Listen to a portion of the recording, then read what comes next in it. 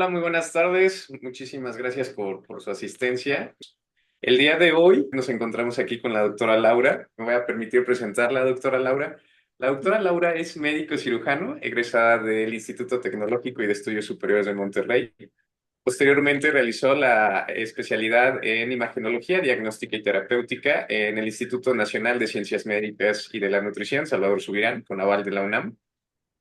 Posteriormente realizó la alta especialidad en radiología intervencionista tóraco-abdominal en el Instituto Nacional de Cancerología y la alta especialidad en imagenología y procedimientos de intervención de la glándula mamaria en el Instituto Nacional de Ciencias Médicas y de la Nutrición Salvador Subirán nuevamente.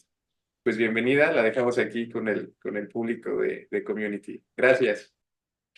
En una cirugía conservadora, la incisión está en función del tumor y se debe guiar también por los criterios oncoplásticos. ¿Qué quiere decir? Bueno, el objetivo principal es quitar la malignidad y lo que conlleva, ¿no? El margen pertinente, pero también debe considerar la parte oncoplástica en la paciente, ¿no? El objetivo es dejar márgenes quirúrgicos adecuados, evitar la resección innecesaria de tejido, tratando de mantener la forma, el tamaño y la textura de la mama. O sea, también, bueno, estéticamente tiene que quedar bien porque ayuda a cumplir las expectativas de las pacientes y a reducir esa carga psicosocial que llegan a tener y ayudar a reducir a su vez estos efectos adversos. ¿Cuándo es que nosotros tenemos que marcar una lesión? Bueno, podemos partir desde el tamizaje, donde bueno, tenemos a la paciente, de la paciente, de ahí las catalogamos entre sospechosas y no sospechosas. Si es sospechosa, evidentemente vamos a una biopsia. De la biopsia podemos tener un resultado positivo o un resultado negativo. Si es positivo para cáncer, bueno, va a estadiaje. Y posteriormente, si el tipo de tumor así lo requiere, pues va a resección quirúrgica, ¿no? ¿Por qué? Porque puede ir primero a terapia en adyuvante. Pero bueno, más o menos ese va a ser el camino. Si tu resultado es negativo, pero también tienes una lesión B3, entonces también puedes terminar en el quirófano. Cuando no es sospechosa, pero es sintomática y considera el tratante junto con la paciente realizar una resección quirúrgica, bueno, pues también tendríamos que marcar la lesión. Podemos partir del tamizaje y tener una lesión sospechosa o no, una lesión no sospechosa. La sospechosa, volvemos al punto, va a biopsia, pero si estamos en un lugar donde no es factible hacer la biopsia percutánea, ¿por qué? Porque no tenemos agujas, porque no tenemos el material, porque estamos muy lejos, no, lo que sea, ¿no? Lo que no tengamos la facilidad de hacer una biopsia, o porque la misma lesión no lo permite por alguna razón, ¿no? O sea, está muy posterior en los equipos anteriores de la biopsia prostatectaxia, que ahorita pues ya hay ciertas técnicas, pero porque algo no permite hacer esa biopsia de esta forma, pues entonces también va a entrar a una biopsia excisional. Entonces entran a resecciones quirúrgicas.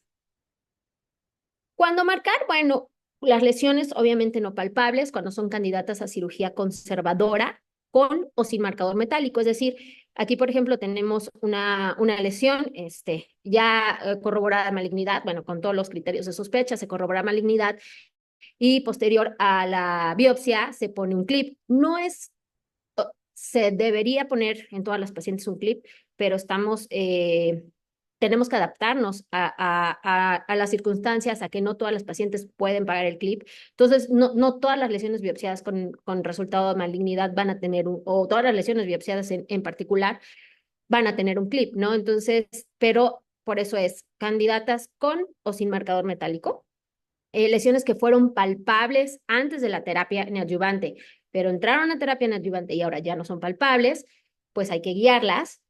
En este caso, sí, de preferencia, si van a entrar a terapia neoadyuvante, clip para todas. Lesiones visibles por mastografía con marcador metálico, ¿qué quiere decir?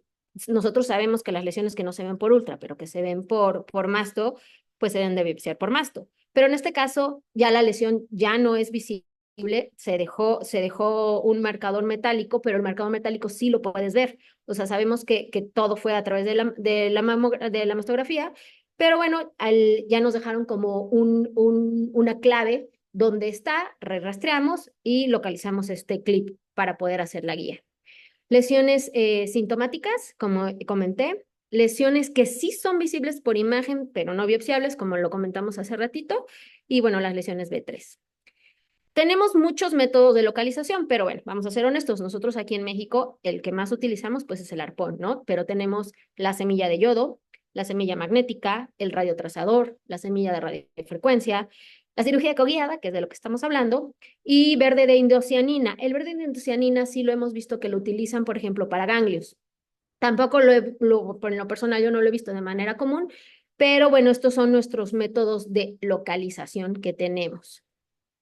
¿Cómo decides el método? Bueno, pues el método depende sobre todo, uno, del tamaño de la lesión, si es palpable o no es palpable, la experiencia del cirujano. ¿Por qué? Porque las lesiones palpables con un cirujano experto usualmente las quita nada más basados en su palpación.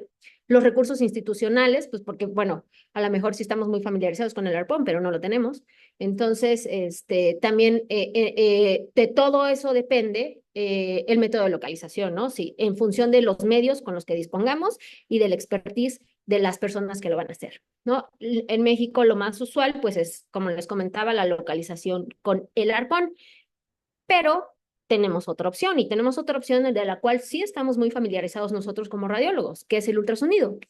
Y el ultrasonido intraoperatorio, es decir, nosotros somos parte del equipo quirúrgico que va a entrar con la paciente. El éxito del ultrasonido intraoperatorio pues depende del entrenamiento y de qué tan cómodo se sienta la persona que lo va a realizar. ¿Qué tiene de malo el arpón? O sea, ¿por qué estamos buscando otras opciones? Bueno, porque condiciona malestar, limita el número de casos que se pueden agendar, porque no solamente hay que agendarlo en el quirófano, hay que agendarlo en radiología, ¿no? Entonces tienes que tener apartado 2 lugares y quitas tiempo de 2 lugares. Es un procedimiento más que se agrega a la cirugía, pero si una cirugía antes se complicó o tú tuviste otro paciente en sala que se complicó, bueno, entonces tú puedes estar retrasando uno u otro. El costo del arpón, que si bien no es caro, estaba yo comparando precios y es menos caro aquí que en lo que es en Europa. El costo de uso de sala para la paciente, porque no solamente va a pagar en el paciente que no tiene institución, que no tiene seguro de alguna institución, pues paga el uso de sala tanto del ultrasonido como el uso de sala del quirófano, ¿no? Paga honorarios pues de todo y paga pues el material. La migración del arpón, porque sí puede pasar. Y sobre todo incrementa el estrés psicológico de la paciente, o sea, saber que vas a pasar a hacerte la resección de algo que tú ya sabes que tienes ahí que es malo, que la paciente siempre se pone nerviosa, que desde el hecho de que lo estás biopsiando ya te están diciendo que si lo picas no se va a esparcir el tumor y entonces ahora lo vas a volver a picar y baja toda nerviosa, baja en ayuno.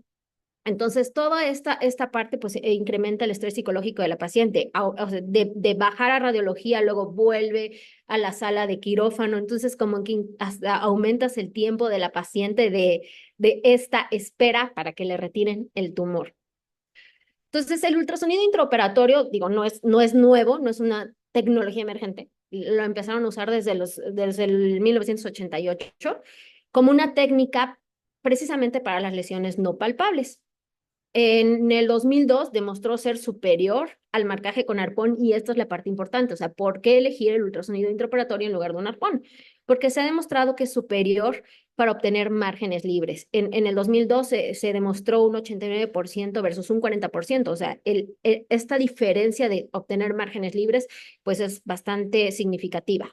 También se observó que el volumen de la pieza fue significativamente menor. ¿Esto qué quiere decir? Que no solamente dejas el margen libre, sino que además no le estás quitando a la paciente un tejido sano que puede ayudar a que la mama estéticamente quede mejor. Y un estudio que se llama el estudio Cobalt, que fue un estudio prospectivo, también encontraron, bueno, pues esta información donde tenías menor volumen resecado, mejor márgenes libres, sobre todo en la parte de qué sigue, es decir, a veces no tendrían que dar la radioterapia de apoyo que se da posterior a la cirugía. Entonces, vieron que modificaba no solamente el volumen, no solamente la estética, no solamente los márgenes libres, sino que también podías reducir esta parte complementaria que se hace posterior a las cirugías.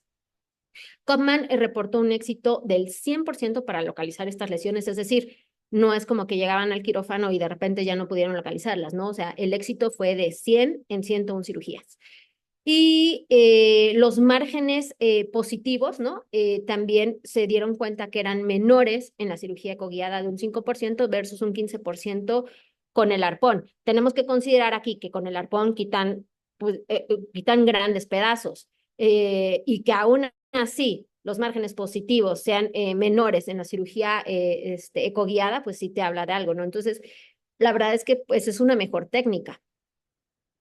¿Cuáles son los propósitos? Pues localizar lesiones no palpables, dejar márgenes libres, resecar menor volumen, verificar la lesión en la pieza, porque tú estás ahí. Entonces, tú puedes ser el testigo, y no solamente testigo, sino el que documenta que la lesión va en la pieza y la ausencia de algo residual en el hecho quirúrgico. No todos los estudios publicados, pues hasta ahora coinciden que la cirugía ecoguiada mejora los resultados estéticos con baja reintervención. Lo que menos quieren es márgenes positivos, volver a meter a la paciente y luego al final que a lo mejor termine en mastectomía, ¿no? Entonces, todo esto influye en la decisión de decir que la cirugía ecoguiada es mejor, ¿no?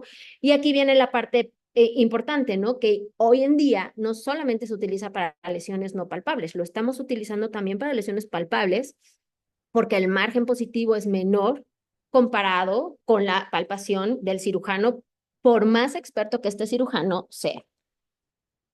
Entonces, las ventajas es reducir las complicaciones asociadas, reducir los costos, reducir las molestias derivadas del arpón, reducir el estrés al evitar el procedimiento previo a la cirugía, acortar los tiempos, que esto es súper importante, ¿no? O sea, acortar los tiempos es también, pues, ayudar al hospital y a la infraestructura del hospital, ¿no? No creo que yo sea la única, pero también a todos nos ha pasado la reacción vasovagales de las pacientes, sobre todo las hacen cuando lo estás marcando por masto, pero bueno, es entre el estrés, el ayuno, la punción, todo, ¿no? Entonces, todo esto lo evitas. Tú llegas al quirófano y la paciente ya está básicamente dormida. Las terapias sistémicas, pues ahorita también viene a ser este cambio, ¿no? Este cambio donde buscan reducir el tamaño de la lesión antes de que esta lesión entre a cirugía.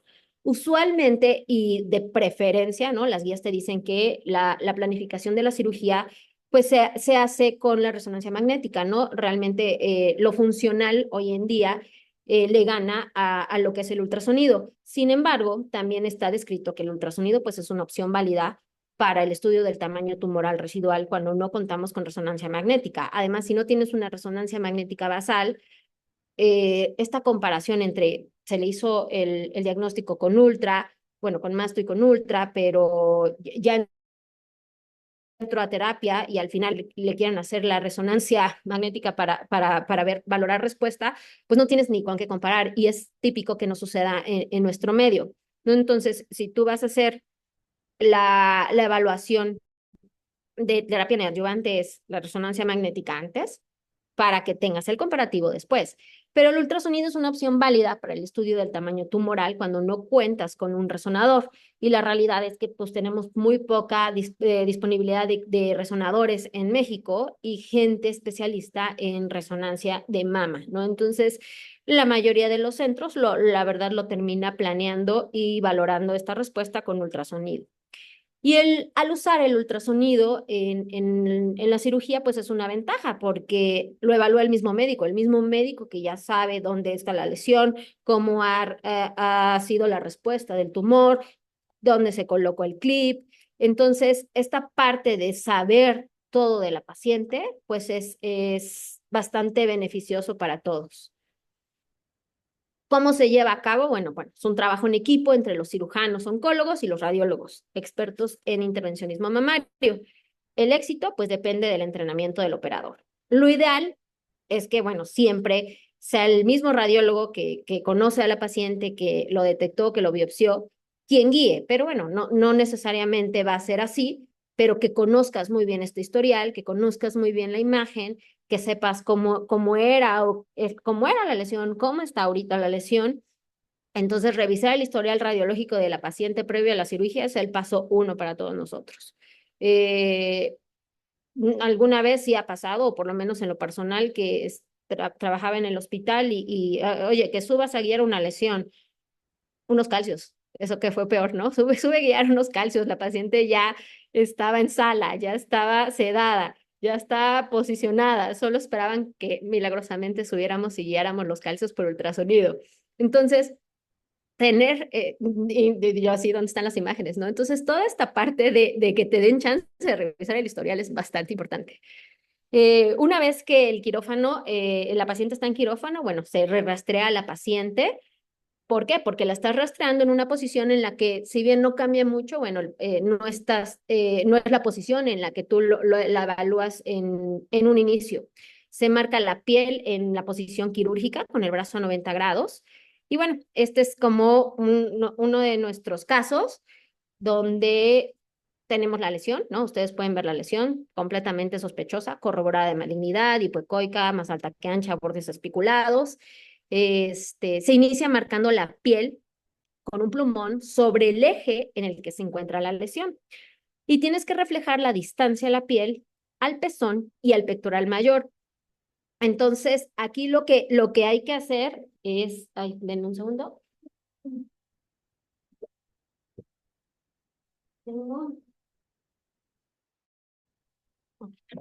Lo que hay que hacer, pues, es colocar el transductor sobre el eje de tu lesión y marcamos 4 puntos, que estos 4 puntos, si ustedes se fijan, es alrededor del transductor. Esto es el espacio que ocupa mi transductor y la lesión o el centro de la lesión debe estar en el centro de la lesión, ¿no? Entonces, esto es para que todos estemos ubicados.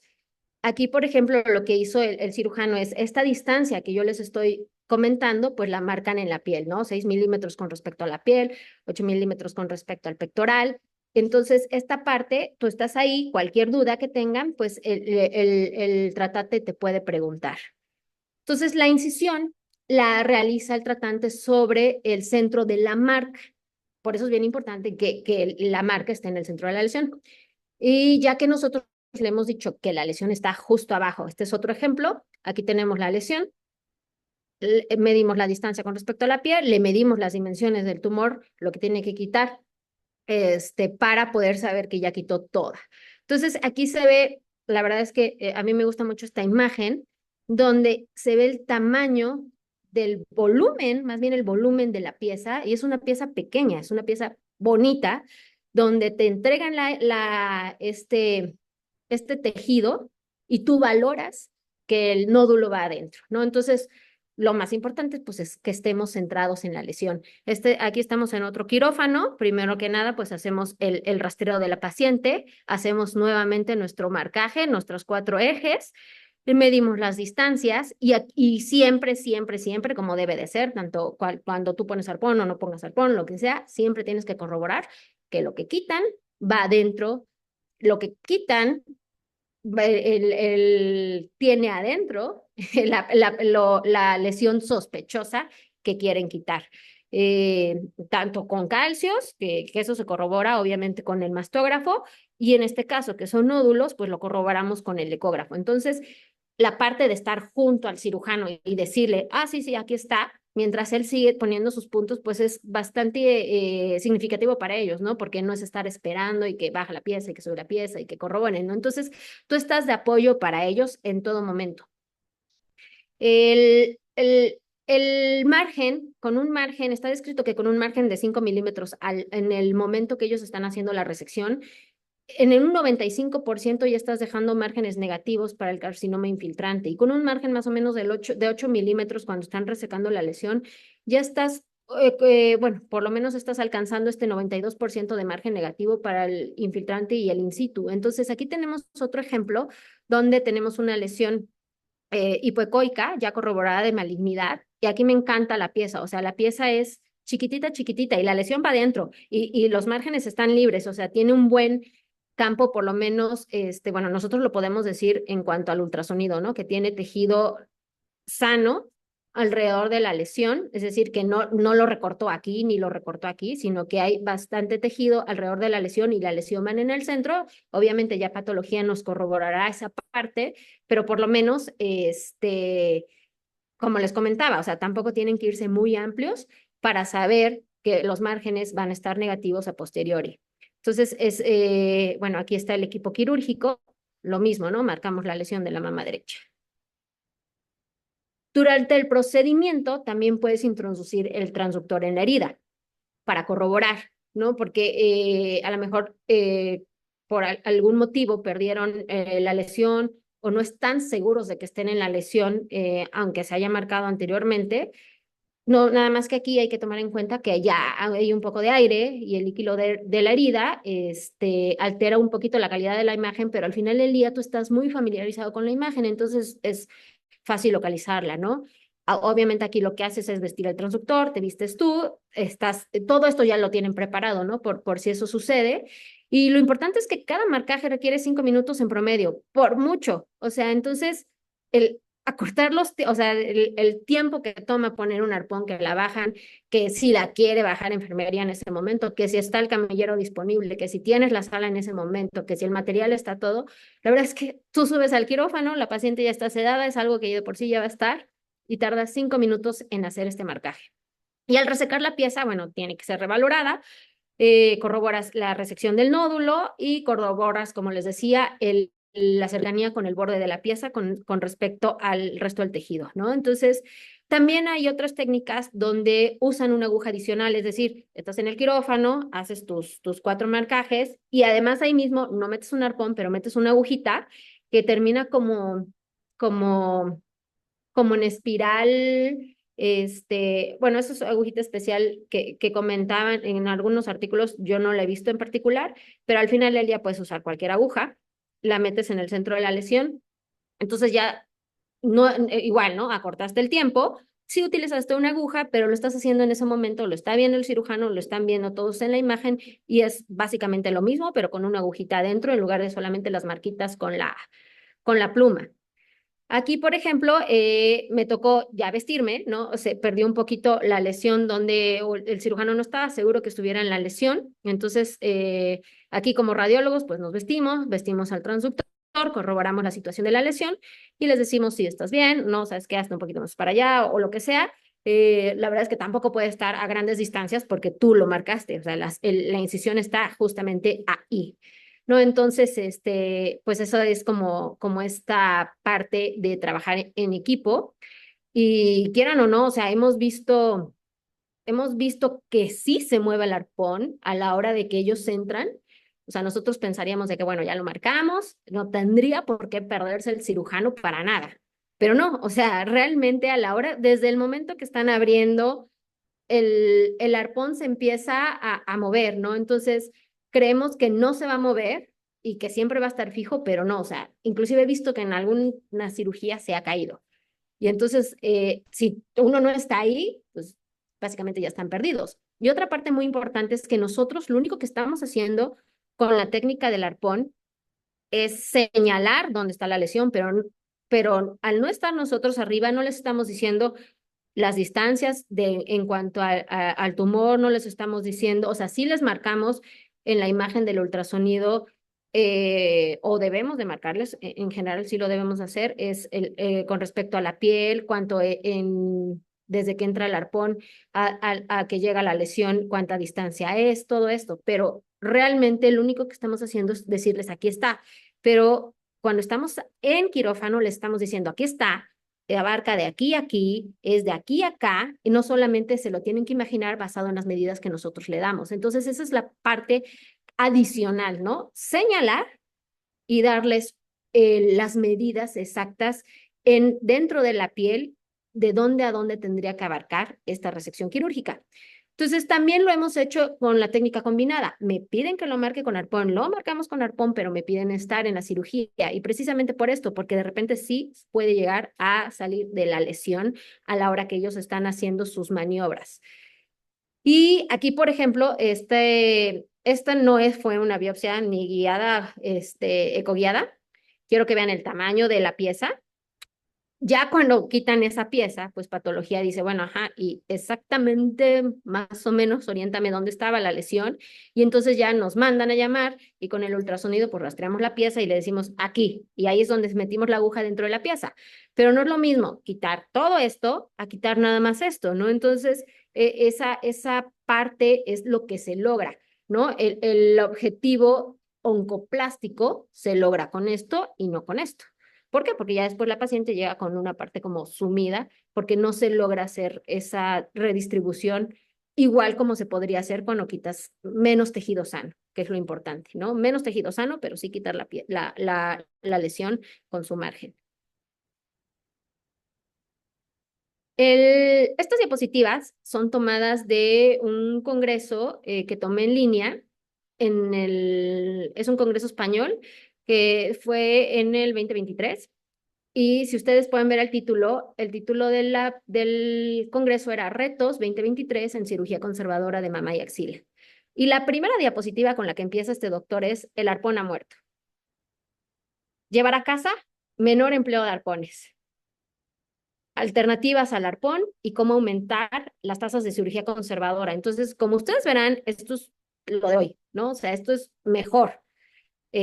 Sabemos que no siempre tenemos esa disponibilidad de tiempo, ¿no? Porque aparte, pues tenemos en este caso que sí hacer esa parte de corroborar los tiempos quirúrgicos con los de nosotros, pero si ustedes tienen la oportunidad de entrar, bueno, es mucho mejor. La plática se llamaba, pues es un adiós al arpón, y entre mayor familiaridad se tenga con el uso del ultrasonido intraoperatorio, pues será clínicamente superior sobre otros métodos, ¿no? Porque al final del día los otros métodos, pues también es colocar algo. Entonces, y aquí es estar al pie del cañón, evitar colocar algo y quitar la lesión. Y una de las ventajas, pues es tiempos y costos.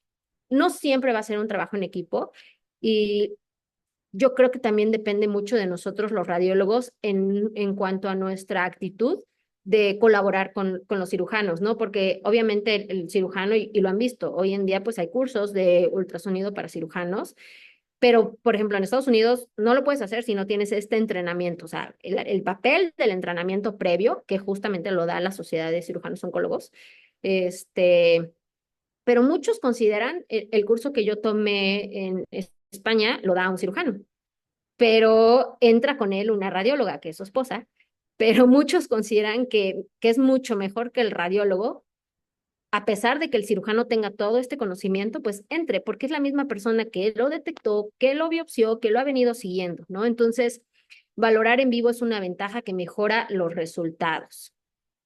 Y pues todo termina en lo mismo, ¿no? Es un trabajo completamente en equipo. Y quisiera agregar que la semana pasada, bueno, menos de la semana pasada, estaba yo en el curso de la federación.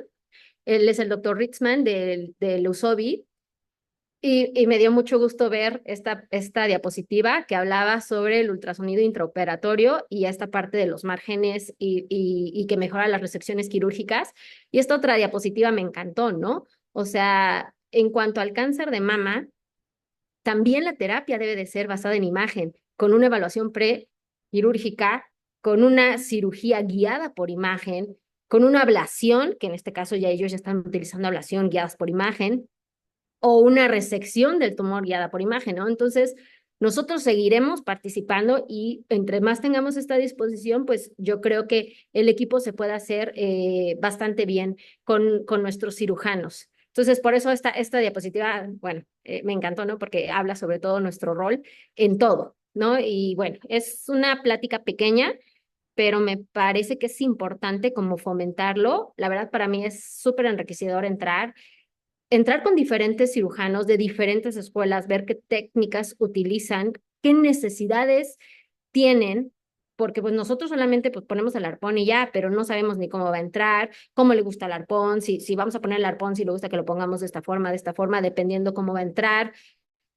cómo ellos tienen como más algunos piden que no se quite la camisa, otros piden que sí se quite la camisa. Entonces, toda esta parte de entrar con ellos, de no casarte con el mismo equipo, sino entrar con diferentes equipos quirúrgicos, pues nos apoya, nos ayuda y nos hace mejorar nuestras guías de las lesiones tumorales, ¿no? Pero bueno, eso es todo. No sé si tengan alguna. Muchísimas gracias, doctora Laura. Me pareció sumamente enriquecedor como usted lo comenta. Comparto también esta opinión que pudo usted observar en el Congreso, así como también veo que la comparte, que los tratamientos ya deben de ser guiados por imagen, ¿no? Realmente los radiólogos y nuestro desempeño profesional se encuentran en el centro de las decisiones médicas actualmente. Y con base en esto, me gustaría preguntarle. Dentro de su entendemos que el abordaje de patología mamaria tumoral, ya sea benigna o maligna o indeterminada, ¿no? Como tal, la pueden abordar tanto ginecología oncológica como cirugía oncológica. Dentro de su expertise, ¿dónde hay más difusión? ¿En qué escuela hay más difusión? ¿O con quién usted ha tenido mayor oportunidad de colaborar específico para cirugía mamaria, gineco-onco o cirugía oncológica? Te seré honesta, yo trabajo más con los cirujanos oncólogos, solamente Ok. pero tampoco hay muchos gineconcólogos en Puebla, ¿no? O sea, también No, claro. si hay tres, creo que es mucho. Entonces, uno de los cirujanos, de los gineconcólogos, ya empieza como a llamarme, pero esta parte de la cirugía coguiada, por lo menos en mi entrenamiento no me tocó en ninguna institución, ni en el INCAN, ni en nutrición. Realmente es como me he metido gracias al trabajo multidisciplinario que hacemos, ¿no? De decirle, oye, yo te recomiendo que hagas esto. Y entonces empiezan a decirte, bueno, ¿y por qué no entras? ¿No? Entonces, a partir del por qué no entras, fue, pues sí, quiero entrar. Y entonces empecé a entrar a las cirugías, empiezas ellos pues tienen que ver tu disposición, ¿no? O sea, si tú dices, ya le hice el estudio, bye. Entonces, ellos me parece que para que podamos trabajar en equipo, tienen que ver completamente que estamos dispuestos a querer mejorar los resultados del paciente. Porque pues es el objetivo, Ujú. ¿no? O sea, es el paciente. Y vi este curso en línea que estaba dando España y que la verdad, pues digo, tú dirías, no necesitamos tomar un curso para hacer esto, pero si tú le dices al cirujano, oye, fíjate que tomé un curso y así, y lo están haciendo allá así, pero es pura chamba personal de estar insistiendo e insistiendo e insistiendo con el cirujano o con quien trabajes, ¿no? Aquí la verdad es que, bueno, no es que haga menos o más al gineonco, sí, o sea, con quien trabajen, realmente con quien trabajen, que les tengan la confianza, pero nosotros somos los que debemos hacer esa parte de, oye, salió esto, porque ellos no lo ven, o sea, ellos no entran a esta plática. Yo por eso siempre hasta la facebookeo, ¿no? O sea, vean, vean, vean, Sí, porque ellos claro. sea, si tú entras a sus congresos, ellos solitos seguían sus biopsias y ellos solitos, o sea, todo lo quieren hacer solitos ahora. Entonces, si tú muestras esta disposición de, oye, te voy a ahorrar el tiempo, ¿para qué la biopsias tú? La biopsiamos aquí, ¿no? Entonces, pues sí es como echarle talacha al asunto, pero la verdad es que te puedo decir que no trabajo con solamente de una escuela, o sea, trabajo Ok. con egresados de LIMSS, con egresados de nutrición, con egresados de... Entonces, esa parte es padre, cada quien tiene diferente escuela, pero mientras te vean ahí, te empiezan a tener la confianza. Mientras les demuestres que está esto y así, y asado, y se publicó y mejora los márgenes, entonces le empiezan a pensar. Y la verdad es que tenerte ahí, para ellos es un apoyo completamente de decir, pues ya con esto yo como cirujano quedo mejor diciendo que quité toda la lesión a decir dejé márgenes, ¿no? Entonces les conviene, de cierta manera. Claro. Vamos a apoyar con esta parte de hacer difusión, creo que es algo muy importante. No es exclusivo de radiología, ¿no? Sí, También claro. encontramos en otras especialidades, por ejemplo, retos en los cuales los cirujanos, por ejemplo, los cirujanos plásticos en sus instituciones donde se forman, pues, no tienen la oportunidad de hacer ciertos procedimientos quirúrgicos, los cardiólogos, los radiólogos igual, ¿no? Como tal. Creo que en la parte de radiología e imagen, ese es uno de los objetivos de Imaginate empezar de community, ¿no? Como tal, es empezar a hacer difusión de todas estas innovaciones que no se consideran convencionales o parte de una actividad rutinaria en algunas instituciones, excepciones en medio privado, que ya usted lo está haciendo en Puebla, quizá en algo o de curso, ¿no? Como tal, como lo veo, ¿no? En España. Me viene otra pregunta, doctora. Entendemos, y la verdad me sorprendió muchísimo, yo no soy de imagen mamaria, soy de imagen molecular, eso es, es lo que yo hago. Pero, por ejemplo, me llamó mucho la atención que realmente ya con data, ¿no? La cirugía mamada y cogollada supera muchísimo a la rapona, ¿no? Sí, Por lo que sí. acabo de observar. ¿Cuál considera usted que es la barrera más importante desde su punto de vista personal como para que se empiece a adoptar una... Entendemos que la problemática del sistema de salud mexicano es muy diferente del sistema privado del sistema público, pero si nos pudiera decir cuáles son las barreras que usted identifica para que se pueda adoptar y obviamente pues mejorar la calidad de las mujeres, ¿no? En cirugías más conservadoras, no tan digamos, tan grandes, ¿no? Que obviamente impacten negativamente en las pacientes. ¿Considera Pues, usted que podría ser difusión? Bueno, ¿sabes qué? dígame. Tienen un, no sé, he trabajado en varios lugares en diferentes estados, lo que me ha permitido como infiltrarme un poquito en aquí, esto es lo que pasa y esto es lo que pasa. El volumen. El volumen de Ok, pacientes no permite al radiólogo subir.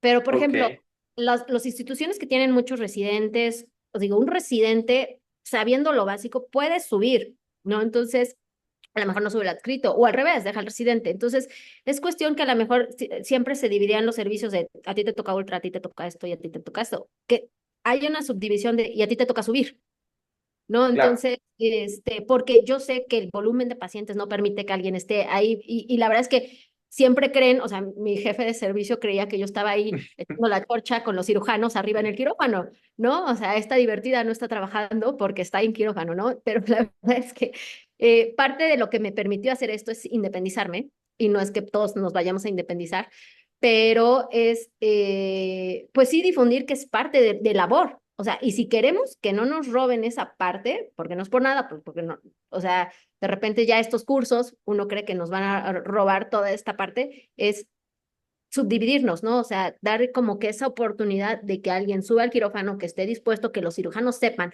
oye, este residente o esta persona esta semana está para subir, para cualquier Ujú. cosa, ¿no? Y no, a lo mejor no va a subir todo el tiempo, ¿no? Tampoco son cirugías que se hacen a cada hora, pero que yo creo que sería bueno que dentro de la parte de la institución sepan, ¿no? Hay alguien que puede subir. Claro. Muchísimas gracias, doctora. Es una duda técnica. Me llamó la atención que algunas veces se puede llegar a perder la lesión, no como lo comentó usted.